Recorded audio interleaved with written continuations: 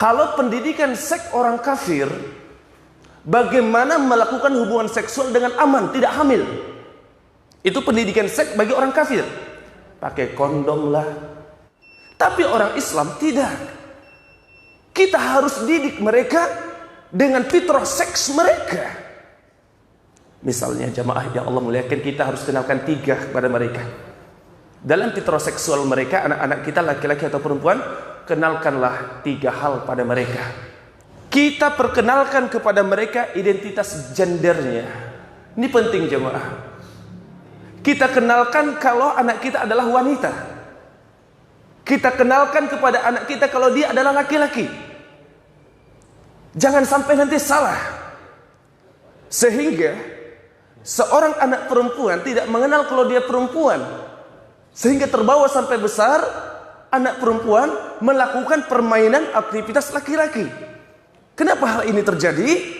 Sebab kita sejak awal orang tua tidak mengenalkan siapa dirinya. Kamu perempuan, kamu laki-laki. Ketika kita telah mengenalkan identitas gendernya, kamu laki-laki, kamu perempuan.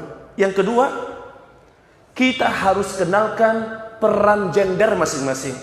Kalau perempuan, ini mainannya. Kalau laki-laki, begini mainannya. Kalau laki-laki begini aktivitasnya, kalau perempuan begini kegiatannya.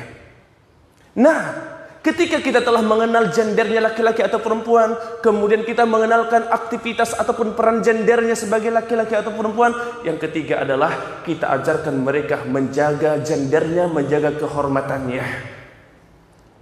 Bahwa seorang laki-laki harus menjaga dirinya, bahwa seorang perempuan juga harus menjaga kehormatannya. Hadirin yang dimuliakan Allah Subhanahu wa taala, dalam parenting Islam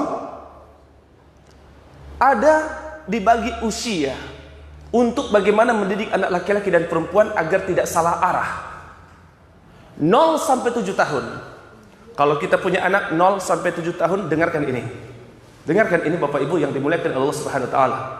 Usia anak kita 0 sampai 7 tahun menuntut peran kedua orang tua.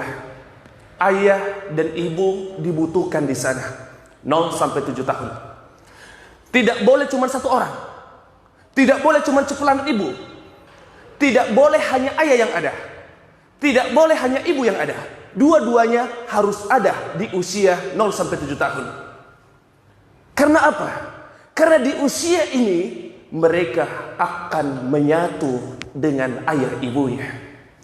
Mereka sangat membutuhkan pelukan ayah ibunya. Mereka akan mengenal diri dan juga kedua orang tuanya di usia 0 sampai 7 tahun.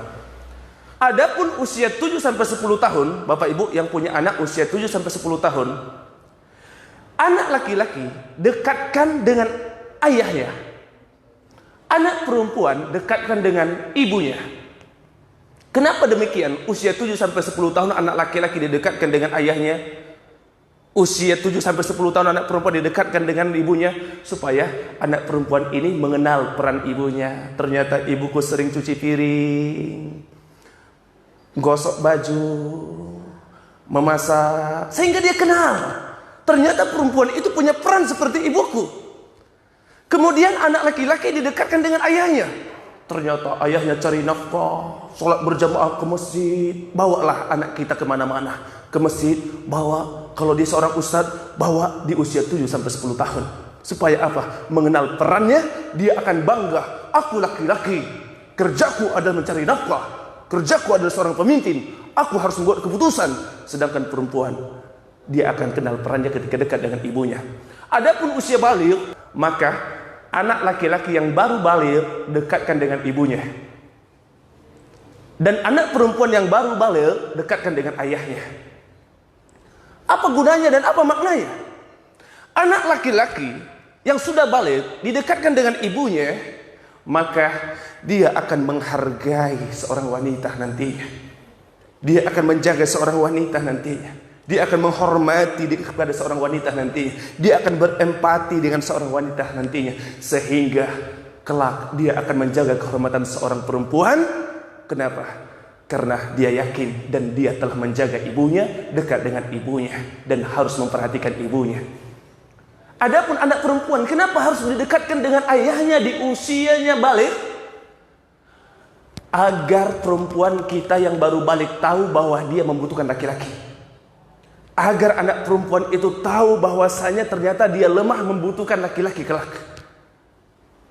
Sehingga jangan salah arah.